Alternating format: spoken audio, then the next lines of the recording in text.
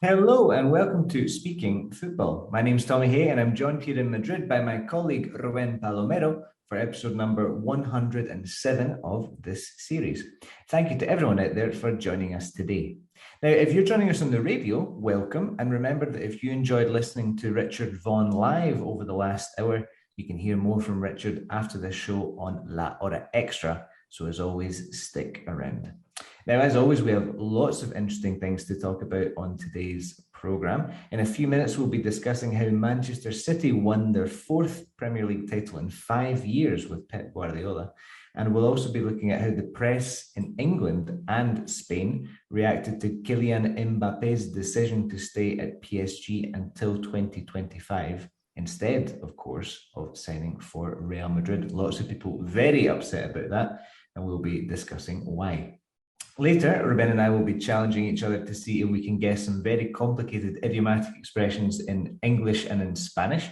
And then we'll end the show with a special Champions League final preview ahead of the game this Saturday between Liverpool and Real Madrid. First, though, let's begin the programme, as always, by revealing the identity of last week's mystery player. Okay, so Ruben, you can kick us off with clue number one. Clue number one. He was one club man. Eso no falta traducirlo, pero sería una persona que solo ha jugado en un club.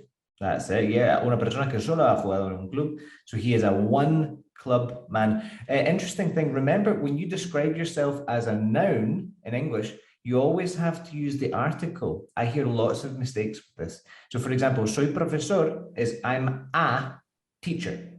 I'm a teacher.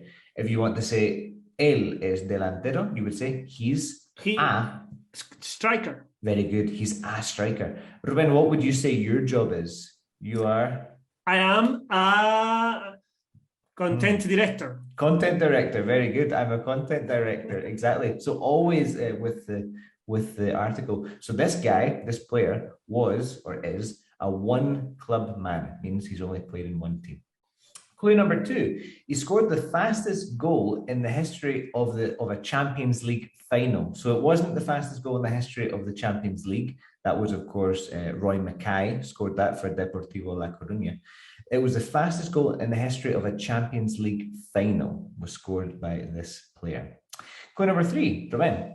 He considers himself to be the biggest loser in the history of football. Very good. Loser is a fantastic word. Perdedor. It can also mean pringao. Pringao. I don't know if they say that in Latin America. That's a Spanish expression, isn't it? Pringao. Sí, bueno, ya esa frase se usa ya en español. Eres un loser. Yeah, ¿No lo has oído? Eres un loser. I've seen un loser. Yeah, but like particularly among younger people, I've heard them saying loser. But yeah, it's like eres un pringao. Yeah, if you show the L with your hands, no, you're a loser. Exactly. Yeah, the L, and normally it's on your forehead like that. Yeah, here, no, you're a loser. On the frente, yeah, you hold it on your forehead, so to be a loser. So this guy considers himself to be the biggest perdedor, the biggest loser in the history of football. Very critical with himself.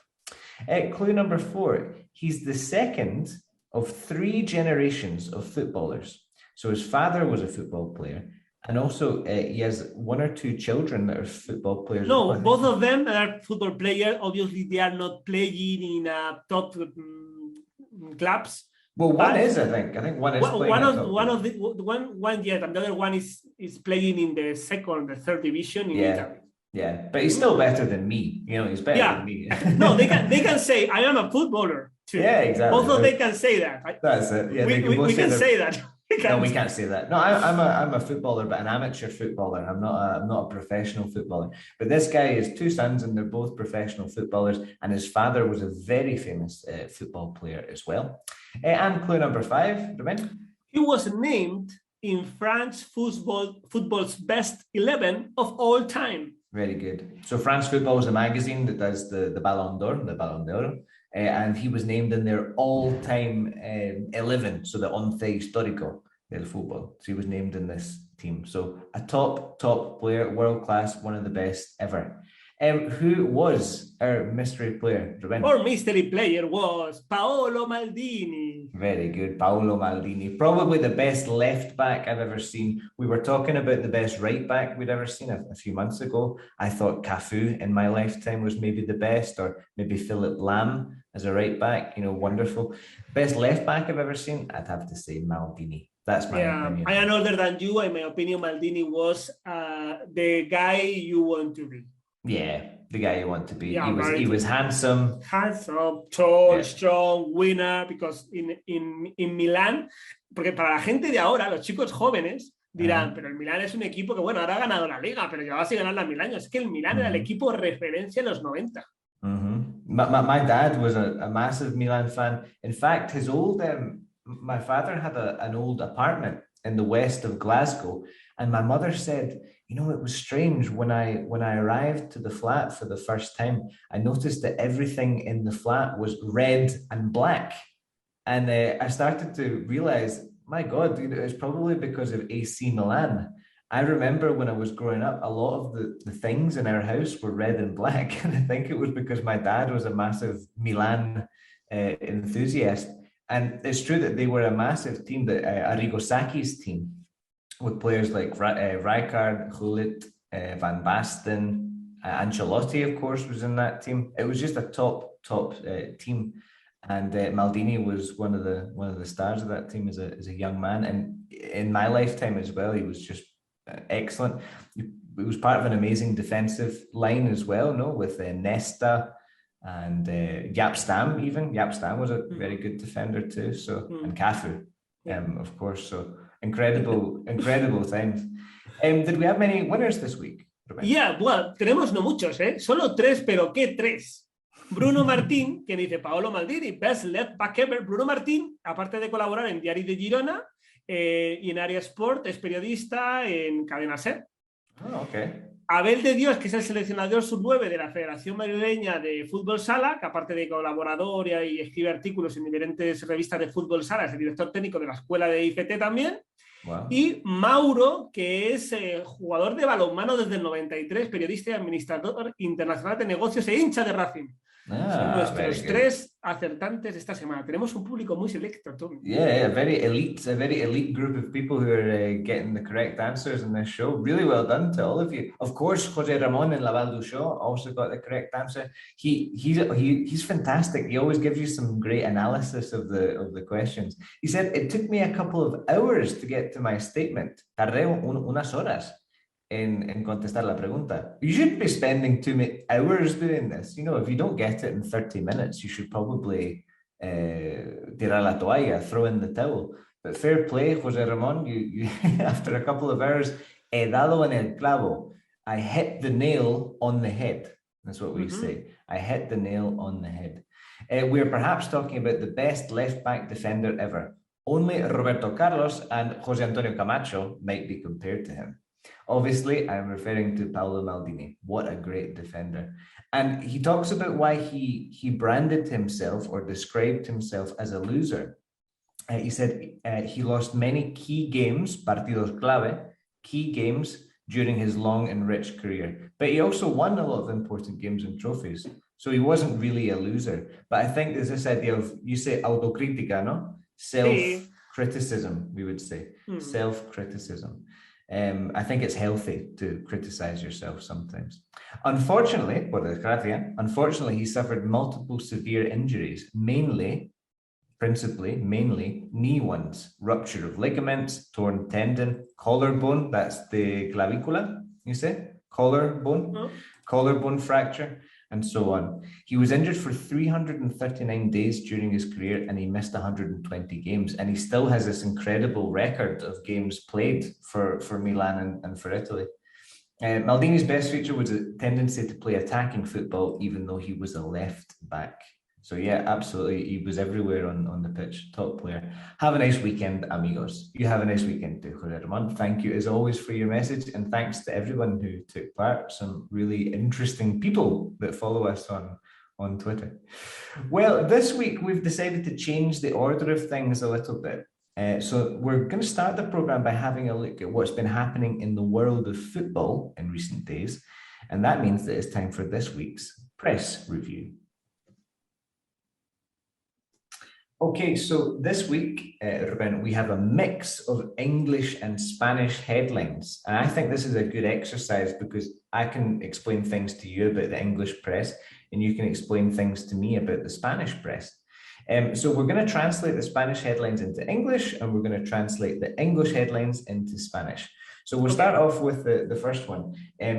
Is from, now this is a very interesting story, and that's all anybody was talking about at the end of the beginning of this week and the end of last week. Kylian Mbappe denies signing PSG deal to gain power over club decisions. So this is interesting. To deny, what does to deny mean? Deny is to denegar, ¿no? Denegar or negar as o well. negarse. Yeah, negarse, negar. If you want to say no se puede negar, you would say you can't deny it. You can't deny it. So he denies signing this new contrato, this new deal, to gain power over club decisions. Now, what is he talking about? Sería to gain, sería para ganar poder en las decisiones del club. Exactly, ganar poder en las decisiones del club. So this is obviously what it's an accusation that's been centered, that's been aimed at Mbappe, that part of the reason he signed this new deal, this new contract, is because they gave him more power to decide one or two things, very important things about the club, no? This idea, I think one of them was that he could choose the manager, the new manager. Mm-hmm. Yeah. He could decide the players that they were going to sign and things like that. But he says none of this is true. Do you have any opinion on this? It's a very strange story. You never know that. Mm-hmm. Because when, for example, when you have that power in the club, the last thing you can do is to communicate it. Mm-hmm. Yeah, because when things will go wrong, you are going to be the first guilty. No, the first guilty one, no, the first guilty one. Yeah. So maybe it has happened because, for example, in the same case, the press talk about Messi was doing the same in Barcelona whilst he was playing there. We never know it. We never know it. Maybe, could be, you never know. It's very difficult to know that. Yeah, but it's true that sometimes there have been other cases in other clubs where players have had more power than a normal player would have. You mentioned Messi. Messi's a very famous example. And the accusation was that Messi wasn't happy with certain managers and that he demanded exigio. Yeah. He demanded a change for some people. Also that he had power over signings, that he could decide who they were going to sign and things like that. I remember when they talk about Íñigo Martínez didn't come to Barcelona because was playing Mascherano, Messi's friend. Or remember también when José Antonio Camacho left Real Madrid because he doesn't have enough authority. He didn't have enough with players. It can happen. I think obviously a few years ago with Valverde as well, there was a lot of controversy when they sacked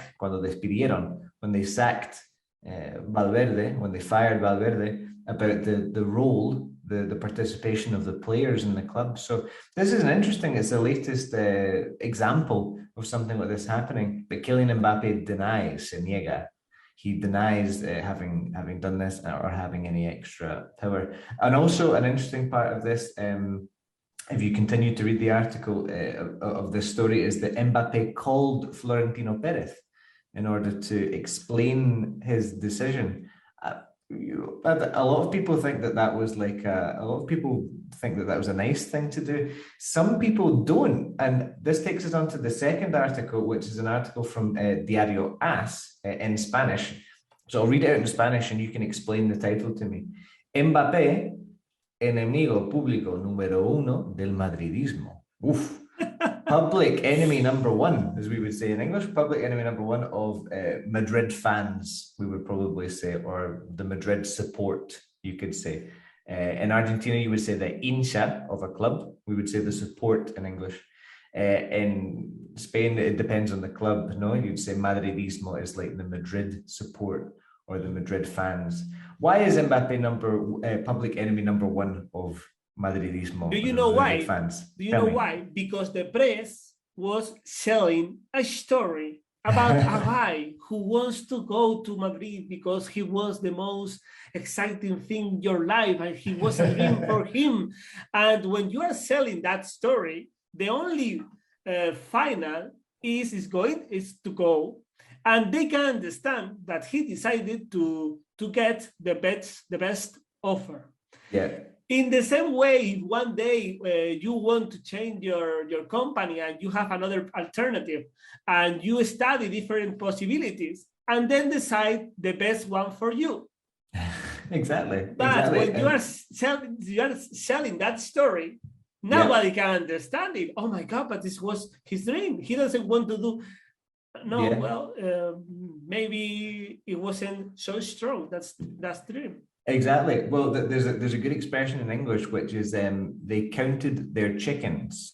They counted their chickens. And I think in Spanish you say to sell the skin of the bear, ¿no? Vender la piel or... Perder la piel del oso. Antes de haberla cazado. Exactly. So in English, we say to count your chickens before they hatch. The hatch is what happens with the egg. When the egg opens, the egg hatches. So, and we shorten it to count your chickens.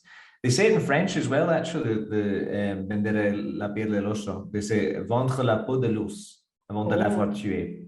So that's what they say. It's the same expression. In English, we contamos pollos. We count chickens in English. So I think the Spanish press counted their chickens in the case of Mbappe, and for that reason, they're so enfadados. They're so angry at this situation with Mbappe. But yeah, it's very dramatic. I'll read out one of the sentences from it. Se acabaron los paseos por el paseo de la Castellana en primavera. So the walks down the Paseo de la Castellana in springtime are finished for Mbappe. Very, very dramatic. And they've even compared it to the situation of Figo going from Barcelona to Real Madrid. Do you think that the betrayal, the traición, the betrayal element is here? In my opinion, it's different. It's different because in Mbappé case, we know what the press say. But in Figo case, Figo said, I'm not going to go to Real Madrid. That's false. I don't have any kind of deal with Florentino Perez. And don't worry, everybody, I am going to stay in Barcelona. That's the difference. That's the difference. Because Mbappé was a dream. I don't know. People said about that, but Mbappé didn't say, my idea is go to Real Madrid. I am going to be there. You can be sure because I am going to decide to do it. Yeah, exactly. That's the difference, in my opinion. Yeah, exactly. No, I think it's a total exaggeration, but it seems to be the tone of the Spanish press is that. You'll notice that there's a big difference in the British press. The British press just talk about what happened. You know, they talk more about the details of the contract and things like that, but they're not talking about a betrayal, a traición, a betrayal. Yeah. People who watch Juego de Tronos will probably know that word. People who watch Game of Thrones will know the word betrayal. But that's the tone that I get from analysing the Spanish press. So it's very interesting to see the differences between the two countries. Also, next one. Now we're going to go back to England now for this next article. Manchester City show the spirit of champions to beat Aston Villa and win the Premier League title. I like this expression, to show spirit. How would you translate that? This is a Spanish expression.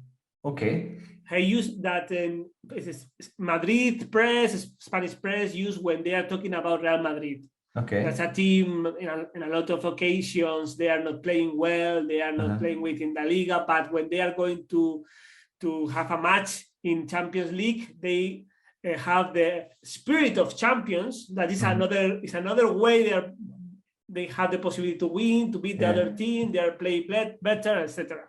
And I think they translate that because I suppose it's something they are not going to use the Guardian, but Marca, in order to translate the news, say spirit of champions como el espíritu de la champions. And in this case, remember that Guardiola was asked in the in the press conference about how do you do the comeback the other day with Aston Villa? And Guardiola said, I called to Madrid in order to how to do it. For inspiration, no? For inspiration. I called Madrid in order to get some inspiration. Well, that's a very interesting point. Obviously, I think the original article was written in Spanish and it's been translated by a journalist called Sam, who I believe is English or English speaking. And he's translated it literally as Spirit of Champions. It's true that in English we wouldn't normally say that. You would say something like champions or quality of champions, maybe the quality of champions, or play like champions, or maybe winning mentality, like mentalidad ganadora. Mentalidad ganadora, like winning mentality or something like that. But this idea of spirit of champions, it me llamó la atención. It stood out for me. We would say it stood out for me. Me llamó la atención. Because it's not a very common expression that we use, but yeah, you understand the meaning. They show the spirit of champions to beat Aston Villa and win the Premier League title. They scored 3 goals in 6 minutes. Absolutely incredible. If you think that obviously the Real Madrid comeback against Manchester City was amazing, 2 goals in 2 minutes, but 3 goals in 6 minutes, 2 of them by the same player, Gundogan, and 1 by Rodri, obviously former Atletico Madrid and Villarreal player. A spectacular game, and very sad for Liverpool, because really they could have won, potentially they could have won 4 trophies with the Champions League title as well. So yeah, very, very interesting. And the next article was about Liverpool. Liverpool beat Wolves but miss out on the Premier League title. So miss out is a good phrasal verb. To miss out on something. It's sort of like perder la oportunidad. Perder la oportunidad. Yeah, exactly. To miss out on something. Perder, yeah, you can say to miss something is more like perder un avión. You know, miss the plane, miss the train. Echar de menos. To miss a person, echar de menos. But if you want to say perder la oportunidad, you would say to miss out on the chance, or to miss out on something. To miss out on. Yeah, exactly. Pierde la oportunidad. Exactly. So, for example, Manchester City missed out on the Champions League final. You could say that. Perdió la oportunidad de jugar en una final. So they missed out on the Champions League final. And also a good expression, to focus on something, centrarse en algo. So we would say to focus on. They will now have to focus on responding in the Champions League final. So remember, centrarse en hacer algo in English is to focus on doing something. Yeah, to focus on doing something. Very important, the pronunciation of focus on. Exactly. Because the other day I was talking with Richard Bone about something in English, and I don't pronounce properly focus on. What did you say? Focus? Yo dije focus on. Oh, that's much worse. Yeah. I say better focus on. Okay, focus on. Normally the mistake is focus. They say focus. No, focus on is another. That's another problem. Yeah. Another problem. That's what I want to say that. Ten cuidado, be careful. Sí, por si hay alguien que tenga el mismo problema, recordar, focus on whatever. Focus on something, very good. So Liverpool now have to focus on the Champions League final. Very good. Okay, well, we're going to move on from that press review. We'll be talking more about the Champions League final in a few minutes, but for now, I would like to go to this new section of ours, which is, of course, the time of the week where Ruben and I test each other's skill as language learners with a game that we like to call Play on Words. Now, Ruben, we don't actually have much time before the break, so very quickly, I would like you to give me an expression in Spanish. Yes. And I think we have time just to do one before the break, and then we'll take 5 minutes. But yes, give me an expression in Spanish, and I'm going to see if I can guess it in English. My expression in Spanish is... redoble de tambor. Dar calabazas. Dar calabazas, to give pumpkins. To give pumpkins. Now, this is an expression I learned some years ago when I came to Madrid, but I've never heard it in a football context. I've never, ever heard it in a football context. So my understanding is that dar calabazas is an idea of rejection, no? It's to reject somebody, like rechazar, basically, to reject. In English, we can say to knock back as well. Knock, like knock out, and knock back. So, for example, you can knock back a person, you know, for example, if it's like I don't know, if you're out in a club, a nightclub or something, and you're trying to talk to a girl or a boy, and the girl or the boy isn't very interested in you, and they they reject you. Yes, exactly. You could say dar calabazas in that context. We would say to knock back. I was knocked back. We use it with a voz pasiva. I was knocked back in the nightclub. Now, I understand that perfectly, but in the football context, I'm not sure about that. But so you're gonna have to give me an example. Lately, you can see a lot of highlights, a lot of titles in which you can use this expression so much, and you can use it too. Right. Okay, I can use it. Could we have used it today, talking about any of these stories? Maybe with Mbappe or maybe Mbappe. Mbappe is a good way to give it. Right. Okay, so it's going to be easy. I think it's something along the same lines. I don't think that it can be too different from the other meaning that I know, dar calabazas. So would it be maybe to reject an offer, rechazar una oferta? Yeah, of course. Dar calabazas es, igual que en el aspecto amoroso, dar calabazas es rechazar. Por ejemplo, Mbappé dio calabazas al Madrid, ha sido un titular esta semana, porque al igual que de manera amorosa, se entiende de una persona que rechaza algo, dar calabazas. Y esto viene porque hace muchos siglos la gente cuando aprendía a nadar, people, when they have to learn how to swim, they use 2 pumpkins under their arms in order to improve how to swim. And the floating. And when they didn't need the pumpkins, they gave them away, no? They let them go. Mbappé has Real Madrid under him, but when he signed the contract with PSG, left Real Madrid. Very good. It's a good metaphor. It's a very good metaphor. I actually heard another theory about the origin of dar calabazas, and we'll talk about it after the break. We have to go for a quick break now, but I have a question for you about this expression, dar calabazas. Okay, we're going to take a quick break, and then I'll ask Ruben for the origin of this expression. Stick around.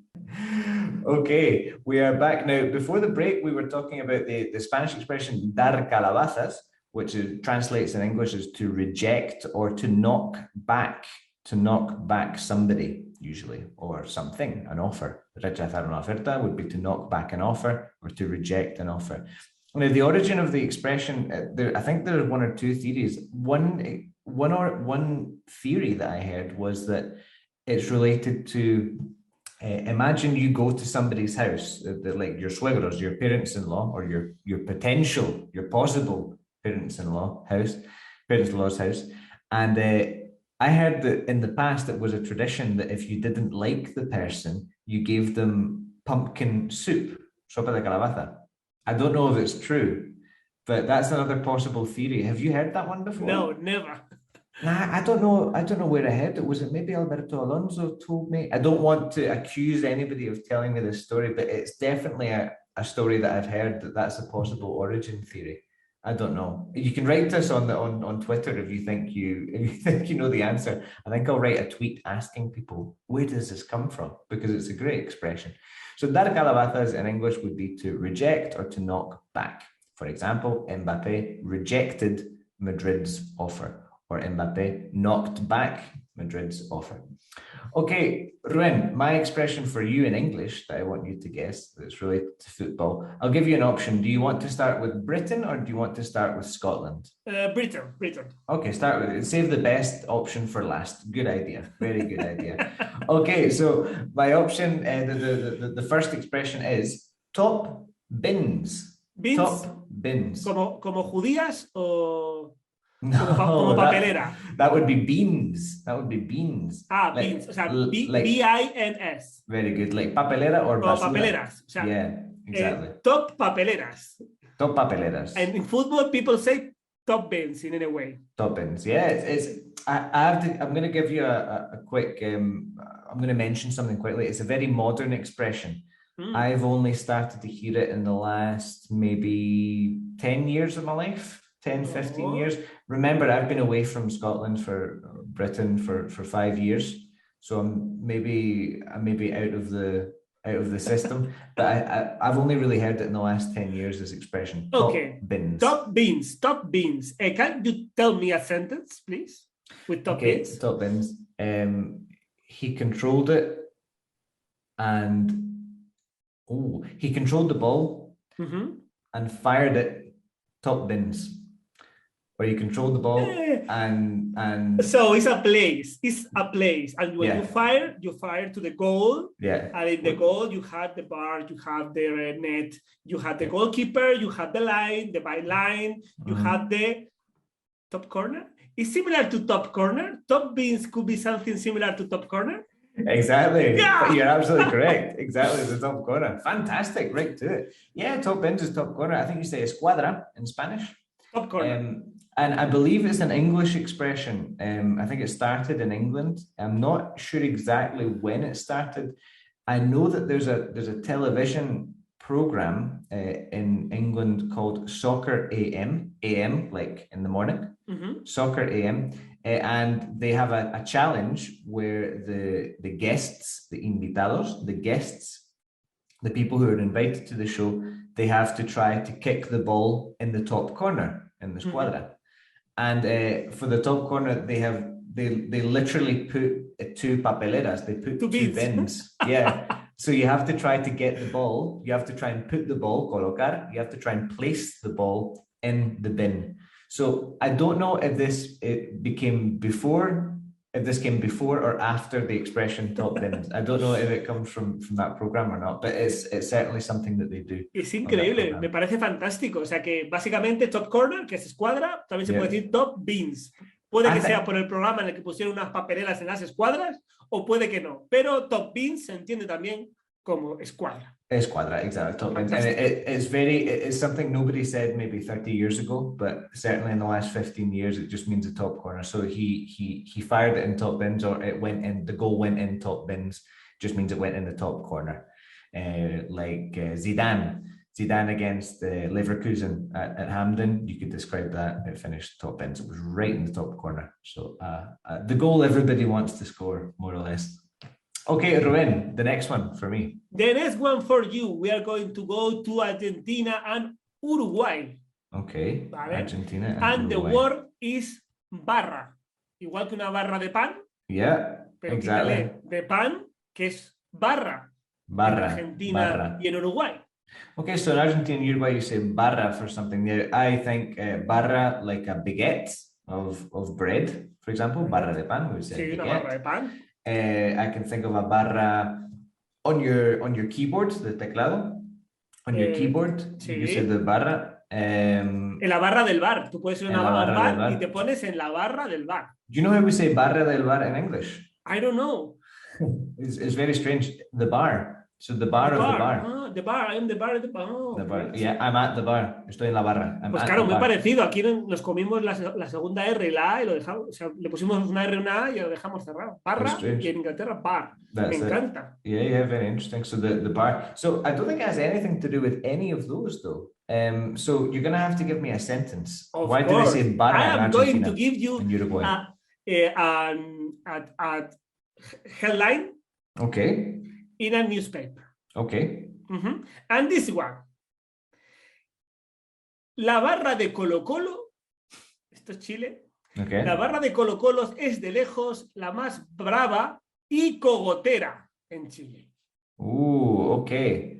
Barra. Now, la más brava. So like, brava means brave and like... Sí, brave, bravo, sí. Yeah, it can mean brave or it can be like sort of animated. Animated, sí, you could say. Sí. Barra. I'm going to have a direct guess here because we have to be careful of time. I think, is it maybe afición? Fans? Sí, se puede decir que son los fans. La barra, se ha hecho muy común, es el público que asiste a un evento deportivo para apoyar a su equipo a través de fuertes gritos y cantos, pero también se puede producir competencias y enfrentamientos entre las distintas barras. Son los ultras. Ajá. Son más bien los ultras muy animosos y muy peleones. De hecho, cogotera creo que tiene que ver algo con el uso de las navajas y agresiones. Yeah. Okay. The word, the pista, the clue there, the big clue there was brava. And that just made me think, okay, it's probably something to do with the fans. Yeah, so we would say the ultras in English, for example, the Celtic ultras or the Madrid ultras. The hooligan, you can say hooligan? Hooligans, no. Now, this is very interesting. I could talk all day about this, Ruben. I remember when Chelsea came to see against, they played against Real Madrid just a few months ago, and I remember seeing on the television that there was an invasion of hooligans. Now, that's not correct. Hooligans are violent people. Hooligans are people who fight, who literally fight each other.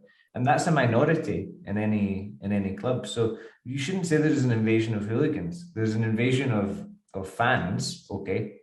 But hooligans, there's never an invasion of hooligans. You know, the hooligans are a small group of violent people, you know, matones, thugs, okay? Those are the hooligans.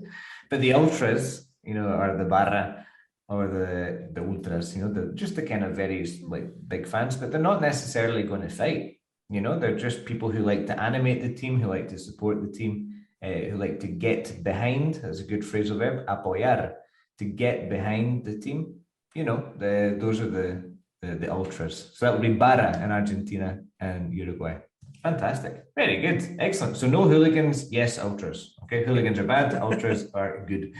Okay, one last one. We're going to go to Scotland, of course, saving the best for last. My word is shy. Shy. Tímido. Tímido. If you are a football player, you can be shy. You can be shy, like. And it's different to be shy. It is, because it's a noun, it's not an adjective. So, I mean, of course, you know, you could say Iniesta es tímido, Iniesta is shy, but it's a noun in English, shy. Can you tell me a sentence? Yep.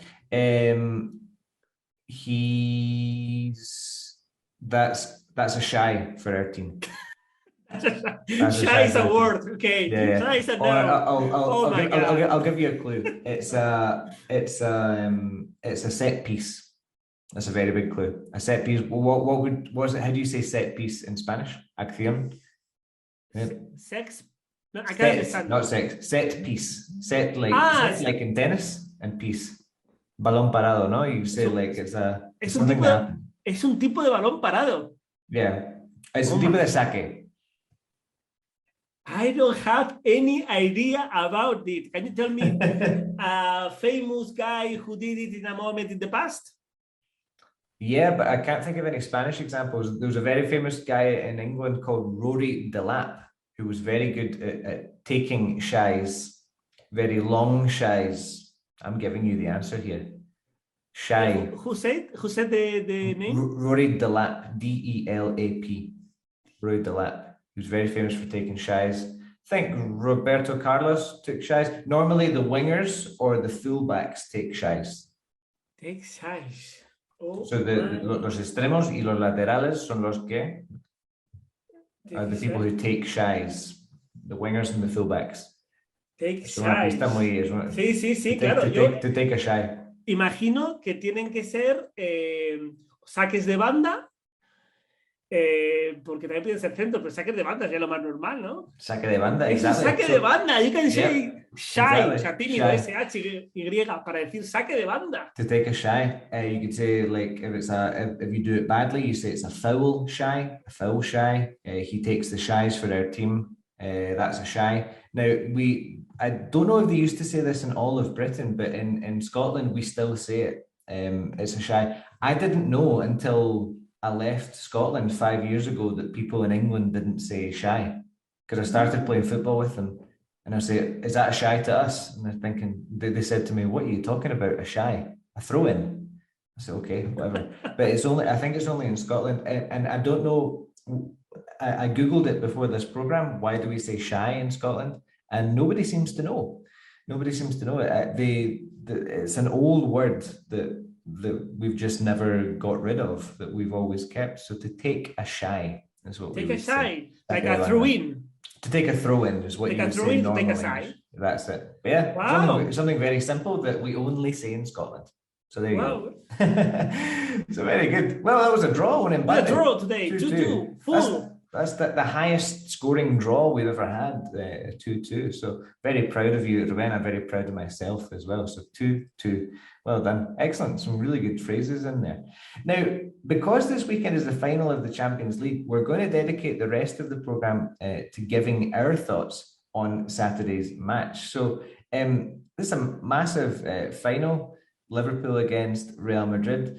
Now, a thing I was thinking of was the number of Madrid fans who have told me, who say that they think that Madrid han tenido mucha suerte. They've been very lucky. They've been very lucky to arrive at the final, to arrive to the final, to get to the final. They're very lucky to be in the final. Do you agree with them? Do you think Madrid are lucky to be here? Well, in my opinion, I think lucky doesn't exist. Okay. Normally. Yeah. And I think it's a rule.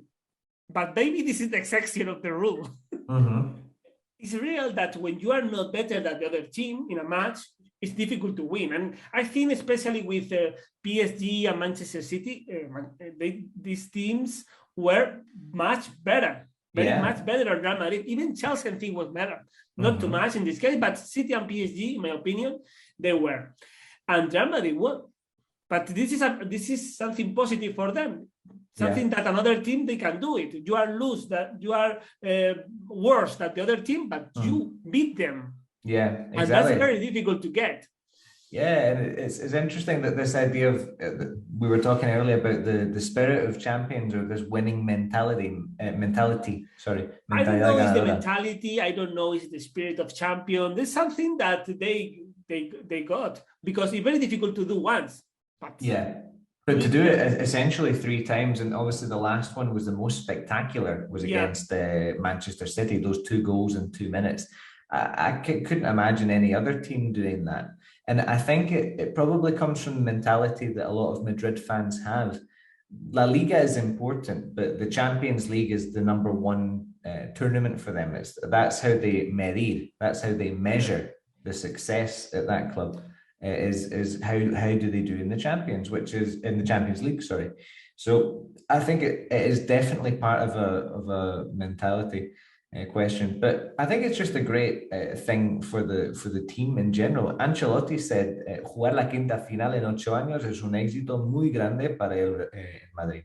So to play, or playing, normally if you start a sentence with a verb in Spanish, it would be the gerundio, the gerund in English. So playing the 5th final in 8 years is an amazing success. Is an amazing triumph for Real Madrid. I have to agree with that. There's something special about this last decade of Madrid.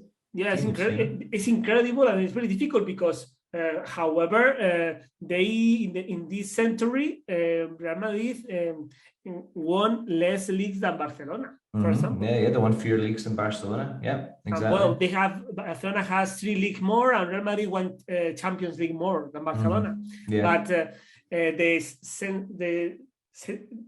if you watch the matches, you watch the different leagues, I get the feeling that Barcelona was better team in these 22 years than Real Madrid.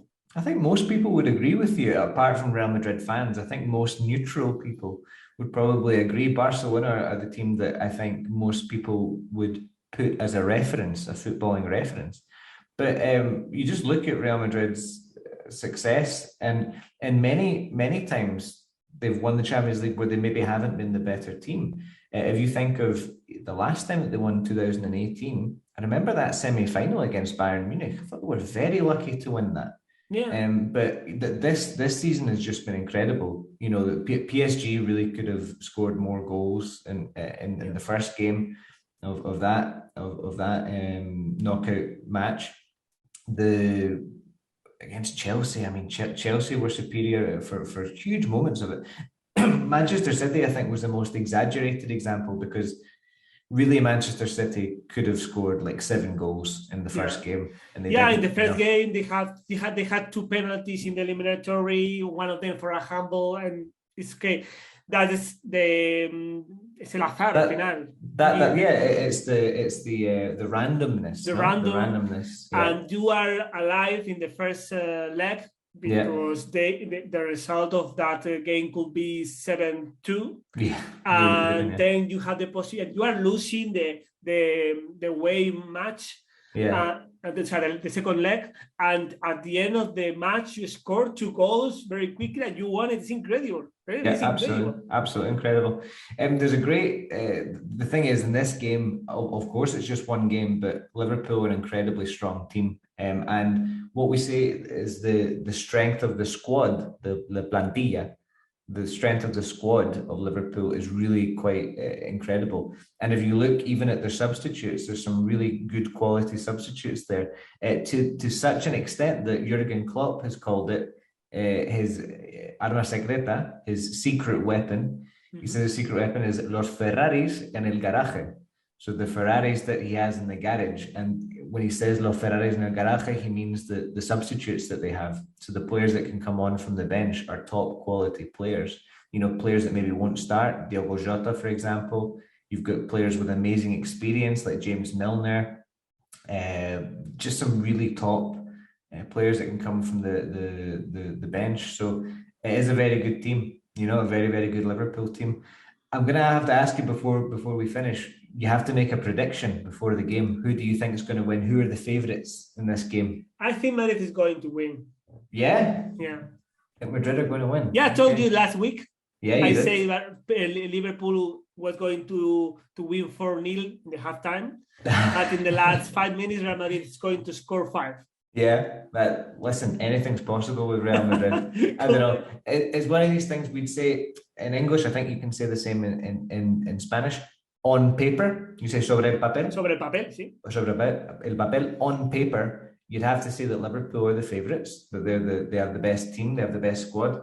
But that's no difference between what happened in any of these other games and what's happening now. If you are an analyst, you can say a lot of things, saying that Liverpool is going to be because they are better than Real Madrid. I agree with him. Yeah, I agree with you. But this is football. Exactly. This is football, and in the end, one game is a complete lottery, especially when you're talking about these guys. So I would be surprised if this didn't go to extra time. Actually, I think that's maybe a prediction that I would have. You look how many of Madrid's games have gone to extra time. Just the way the season seems to be going, I think it's highly possible. If you want to say it's muy probable. It's highly possible, is what we would say, altamente in English. It's highly possible that this goes to extra time. So I'm really looking forward to it. I think it'll be a fantastic game. I'll be watching it from Dublin. I'll be in Dublin watching it. So I'm very much looking forward to that experience. Well, we don't have too much time left. We could talk about this all day. We really could, but we've completely run out of time. Before we finish the program, let's give you the clues for next week's mystery player. Okay, Ruben, clue number 1. He played in France, Spain, Italy, and England. Very good. He played in France, Spain, Italy, and England. Excellent. Clue number 2. He won the World Cup and he won the Euros. Now remember the Copa de Europa. In English, we can just say the Eurocopa. No, you say the Eurocopa. The Eurocopa, we'd say the Euros. The Euros, like euros. We write it the same, but we say the Euros. So he won the World Cup and the Euros. Clue number 3, this is a fantastic clue. He used to kiss Fabián Barthez on the head. Very good. Besaba habitualmente la cabeza de Barthez. Okay, so yeah, había un ritual ahí raro, eh? That's it. Yeah, it was probably good luck. Like a Buddha, you know, you kiss you touch the Buddha. This guy touched Barthez, or he kissed Barthez on the head. For those of you too young to remember Barthez was the goalkeeper of Manchester United and a few other teams, Monaco as well, no? Yeah. And the France the France national team. Okay, that's a big clue. Okay, he used to kiss Fabien Barthez on the head. Clue number 4. He was the manager of France. So seleccionador. If it's el entrenador de un equipo, de una selección, you say seleccionador in Spanish. In English, we would just say the manager of France. You could also say the manager of the French national team. You could say that as well. So he was a manager of France or the French national team. And clue number 5, Ruben.